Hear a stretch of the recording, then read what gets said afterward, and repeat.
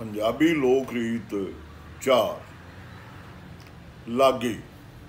अज असी लागी ते लाग उत्ते गल करांगे, पर ओही दरखास्त तुहानूं फिर दुहरा देने कि साडे इस चैनल नूं जिथों तक हो सके चोखे तो चोखा सबसक्राइब करो और नाल मेहरबानी ये भी फरमाओ भई इनका लिंक जिहड़ा है जिथों तक हो सके दोस्तां नाल वध तो वध साझा करो।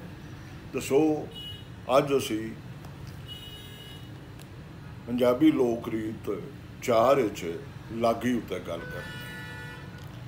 ब्याह शादी तो खुशी के मौकों उत्ते काम करन वाले कमी नाई झूर मरासी भंड वगैरह लागी अखवाउंदे। ये अपने काम दे मुताबिक मुआवजा नहीं लेंदे। काम भावें घट होवे भावें वध, इन्हां नूं मिथी हुई रकम जिस नूं लाग किया जाता है ही मिलदी। लाग नूं बंधाण भी किया जाता है। बंधाण तो मुराद बझी हुई रकम जो आम तौर पर बधिया होता है, या कह लो भी बधी होंदी कि बच्चे दे जम्मण उत्ते इन्ने रुपए, कुड़माई शगन उत्ते इन्ने ते ब्याह उत्ते इन्ने रुपए देने। इहो बंधाण या लाग लैण वाला लागी अखवाउंदा है। लागियां नाल संबंध जद्दी या पुश्ती हुंदे ने।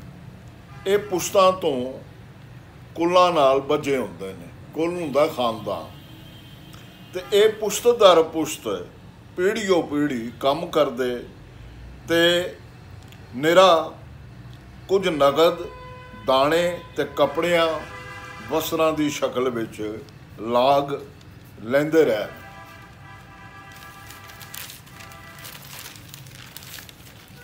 हुण ये रिवाज खत्म हुंदा जांदा है, पर कई पिंडां विच अजे भी लाग दा रिवाज प्रचलित है। लाग दे गीत बच्चे दे जम्मण ब्याह शादी ते होर मंगल मौकों उत्ते गवे जाण वाले गावण जिन्हां विच लाग देण वल इशारत कीती जांदी। बच्चे दे जन्म समय दाई ते कमियां कमीना ते लागियां नूं लाग दित्ती जांदी है, जिस वेले ये गीत विच इयों संकेत कीती लभदी है की कुछ इन्हां दाइयां ते भाइयां, की कुछ सखियां भरजाइयां। 5 रुपए इन्हां दाइयां ते माइयां सुचे तरेवर भरजाइयां।